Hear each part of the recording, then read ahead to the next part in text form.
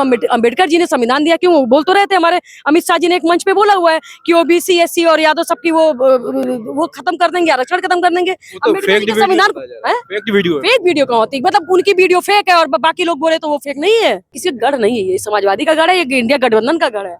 नमस्कार दोस्तों, आज रविदास मेहरोत्रा लखनऊ सीट से नामांकन दाखिल कर रहे हैं और उनके समर्थन में आज अधिवक्ता समाज के कुछ लोग यहां पर मौजूद हैं और समाजवादी पार्टी का समर्थन या इंडिया गठबंधन का समर्थन कर रहे हैं। तो क्या मैम, जिस तरह से लखनऊ को भाजपा गढ़ समझा जाता है, क्या इस चुनौती को रविदास मेहरोत्रा पार कर पाएंगे? मैं आपको बता दूं कि नंबर एक, आप अपने मुंह से भाजपा गढ़ कहना ये गलत है। मैं आपको बताऊं, ये जनता का गढ़ है और इंडिया गठबंधन पूरी तरीके से समझा जाता है। मैंने ये नहीं समझा, नहीं जाता है, जनता समझा देगी इस बार जनता समझाने तैयार हो गई। और आप देख रहे हैं कि पूरा अधिवक्ता समुदाय पूरा मतलब अधिवक्ता समुदाय से लेके जो जनता जो धर से धरातल तक है, सब इस बार जवाब दे देगी। और किसी का गढ़ नहीं है, ये समाजवादी का गढ़ है, ये इंडिया गठबंधन का गढ़ है और ये जनता का गढ़ है। जनता ही जवाब देगी। रविदास मेहरोत्रा जीत जाएंगे? बिल्कुल, रविदास मेहरोत्रा जी और हमारे आर.के. चौधरी जी दोनों बहुमत से जीतेंगे। लखनऊ की दोनों सीटें जीतेंगी। हम कह रहे हैं आपसे, जनता लड़ा रही, जनता जिता रही है, जनता ही दुखी है। जनता, हम भी जनता ही है, आप भी जनता ही है। मोदी जी तो कह रहे हैं 400 पार का नारा दिए हैं, कह रहे हैं कि 400 पार सही है। मैं आपको एक चीज बता दूं, आप बताइए आप किसको मानते हैं? आप तो मोदी चेहरा मान रहे हैं, हम तो जनता चेहरा मान रहे हैं ना। जनता लड़ाई की, जनता जिताएगी, जनता ही कर रही है, जनता इंडिया गठबंधन को जिता रही है।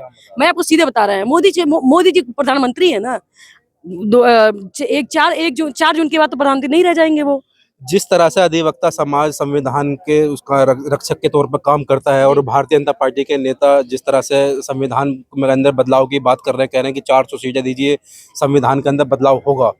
अभी तो बताइए, हमारे अंबेडकर जी के अधिवक्ता समाज की लड़ाई लड़ेगा? हम बता रहे, क्यों नहीं लड़ेगा? हमारे अंबेडकर जी के बनाए हुए संविधान को बदलने की बात कर रहे हैं। वो अपने संविधान को लेके आएंगे क्या? वो धर्म के नाम पे संविधान लेके आएंगे, वो जाति के नाम पे संविधान लेके आएंगे? आप बताइए, हम सर्व समाज की बात करते हैं और जो अंबेडकर जी ने संविधान दिया, क्यों बोल तो रहे थे, हमारे अमित शाह जी ने एक मंच पे बोला हुआ है कि ओबीसी एससी और यादव सबकी वो खत्म कर देंगे, आरक्षण खत्म कर देंगे। अंबेडकर जी के संविधान को फेक वीडियो कहाँ होती है, मतलब उनकी वीडियो फेक है और बाकी लोग बोले तो वो फेक नहीं है, गलत है। पड़ता है, FIR भी हुई। तो क्या लग रहा है सर, इस बार लखनऊ से कैसा माहौल रहने वाला है? देखिए, लखनऊ जो है एक आपसी भाईचारे का एक शहर है, जहाँ पे सभी धर्मों के लोग निवास करते हैं जी। और यहाँ की संस्कृति पूरे देश में एक संदेश देती है जी। और मंदिर जनता माफ नहीं करेगी।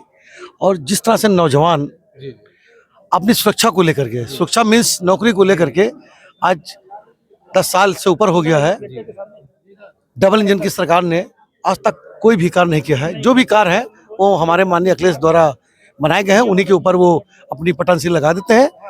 नौजवान परेशान है, किसान तो इतना परेशान है कि क्या बताऊं, 800 किसान धरने पे मर गया। कुछ नहीं किया उन्होंने। और जो सबसे बड़ी विडंबना है, संविधान खत्म करने की, जो डॉक्टर भीमराव अम्बेडकर, भाजपा के कई नेता प्रत्याशियों के बयान वायरल हुए हैं। देखिए, मैं उनकी बात नहीं कर रहा हूँ, मैं अपनी बात कर रहा हूँ। हमारे नेता ने क्या किया?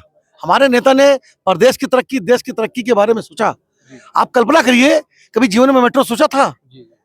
70 फीट नीचे सड़क के नीचे मेट्रो चल रही है। आप बताइए, मेट्रो जैसे इकाना स्टेडियम, इससे पहले लोगों की गवर्नमेंट रही, माननीय अखिलेश जी ने इकाना स्टेडियम बना दिया, जिसमें। लेकिन जब 2017 के चुनाव हुए विधानसभा के, तो लखनऊ की समाजवादी पार्टी लगभग सभी सीटें हार गई थी। देखिए, हार और जीत ये दोनों अलग पार्ट है। सत्य, हार, जीत ये दोनों अलग शब्द हैं। ये वो शब्द हैं, कभी कोई जीतता है, कभी कोई हारता है, मगर जनता के दिल में माननीय अखिलेश जी आज भी विराजमान करते हैं।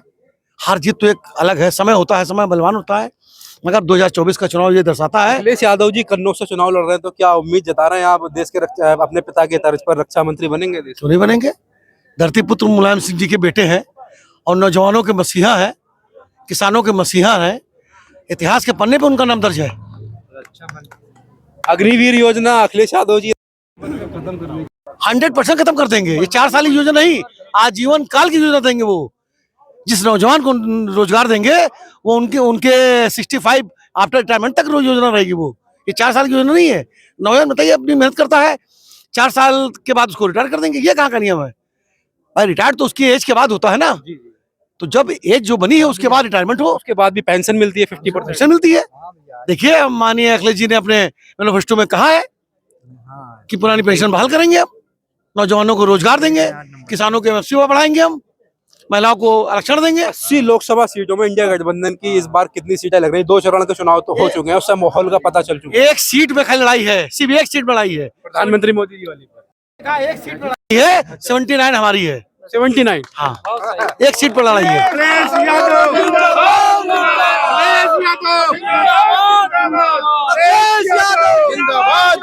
साहब क्या लग रहा है 2024 के चुनाव प्रधानमंत्री 400 पार का नारा दे रहे हैं और उत्तर प्रदेश से लोकप्रिय विधायक रविदास मेहरोत्रा आज नामांकन कर रहे हैं, तो क्या लग रहा है इस बार 400 पार का नारा 400 हार के नारे में बदल जाएगा।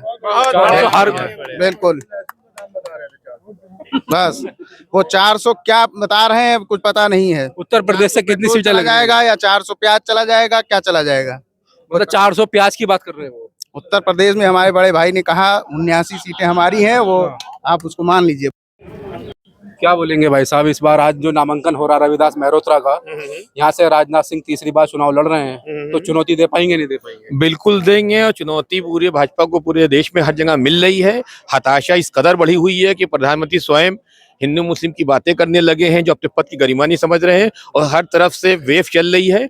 इंडिया शब्द में बहुत ताकत है, नहीं कोई हरा पाएगा इंडिया को। मोदी जी तो इंडिया अलायंस कहते हैं इसको। अरे वो तो ये कहेंगे ही, जिसको इंडिया कहने में शर्म आ रही है, जिसको इंडिया कहने में शर्म आ रही है, आप सरकार बंधुओं सवाल करना चाहिए क्या कर रहे हैं, देश के साथ धोखा दे रहे हैं। चाइना कहाँ घुसा आया है, महंगाई की तो बात ही नहीं कर रहे, वो तो यही रोते हैं विपक्ष ने ये किया फिर वो किया। 10 साल में अपना कुछ काम तो गिना दें, 10 साल में 10 काम गिना देते अपने। काम के नाम पर वोट नहीं मांग रहे, मंगलसूत्र के नाम पर मांग रहे हैं। तो मंगलसूत्र की हिफाजत कर तो रहे। पिछले चुनाव में देश के हमारे सैनिक शहीद हो गए, पता ही नहीं पुलवामा हमला होता है, कहाँ होता है, कैसे होता है, क्या है, कोई जवाब ही नहीं उनके पास है। वो यही बताते हैं कि कांग्रेस ने ये किया, यूपी में जो अखिलेश जी ने ये किया वो किया, कोई जवाब ही नहीं, विकास पे बात ही नहीं करना चाहते हैं, बेरोजगारी बात ही नहीं करना चाहते हैं। अच्छे दिन कह रहे थे, हम लोग ढूंढ रहे हैं कहाँ गए अच्छे दिन। पूरा इंडिया, पूरा भारत एक यूनाइट हो गया है कि बदला लेने जा रहा है, क्योंकि पूरा इंडिया अपने आप को ठगा हुआ महसूस कर रहा है। हमारे साथ करते क्या लग रहा है, आज लखनऊ से रविदास मेहरोत्रा जी नामांकन करने जा रहे हैं और यहाँ से राजनाथ सिंह कह रहे हैं कि मैं तीसरी बार चुनाव जीतूंगा, हैट्रिक लगाऊंगा। रविदास मेहरोत्रा जी लखनऊ शहर के बहुत बड़े, उनका रिकॉर्ड रहा है जेल जाने में, ये भी आप समझ लीजिए। वो आम जनता के नेता हैं, ये आप मानिए। और जो समाजवादी पार्टी ने रविदास मेहरोत्रा जी को टिकट दिया है, बहुत बढ़िया टिकट दिया है, और 100% आज 4 जून को ये पता चलेगा कि रविदास जी यहाँ से चुनाव जीतेंगे। जीत जाएंगे रविदास मेहरोत्रा? भाई बिल्कुल जीतना चाहिए, जनता के नेता है, मेहनत कर रहे हैं सड़क पे, पार्टी के कार्यकर्ता इतने सारे खड़े हैं, उनके लिए वोट मांग रहे हैं। एक हर पार्टी की जो ताकत होती है, उसका कार्यकर्ता उसकी ताकत होती है। पार्टी की रीढ़ होती है पार्टी का कार्यकर्ता। अब इतने तमाम कार्यकर्ता अगर किसी एक व्यक्ति के लिए वोट मांग रहे हैं तो निश्चित रूप से जीतेंगे वो। जिस तरह से आप युवा हैं, अधिवक्ता भी हैं, आपके युवा मित्र भी होंगे, देश के अंदर बेरोजगारी, महंगाई की बात हो रही है, तो क्या लग रहा है इंडिया गठबंधन की सरकार बनने के बाद में इस तरह वादा किया जा रहा है कि 30 लाख पद खाली है, उनको भरा जाएगा, तो उम्मीद है आपको हो जाएगा ये काम? हमको बिल्कुल उम्मीद है कि राहुल गांधी जी और इंडिया अलायंस ने जो वादा किया है कि 30 लाख सरकारी नौकरी वो भरेंगे, उसके साथ साथ वो तमाम ऐसे पद निकालेंगे जिससे देश के नौजवानों को रोजगार मिल सके, वो भी स्थायी रोजगार। जो सरकार, जो वर्तमान सरकार ने जो सरकारी नौकरियों पर रोक लगाई है, उसको खत्म करके उसको वापस सरकारी नौकरी करेंगे। 30 लाख रोजगार, जो पद अभी खाली है वो 30 लाख पद भी दिए जाएंगे। उसके अतिरिक्त राहुल गांधी जी, माननीय अखिलेश जी और इंडिया अलायंस ने जो वादा किया वो भी वो पूरा करेंगे।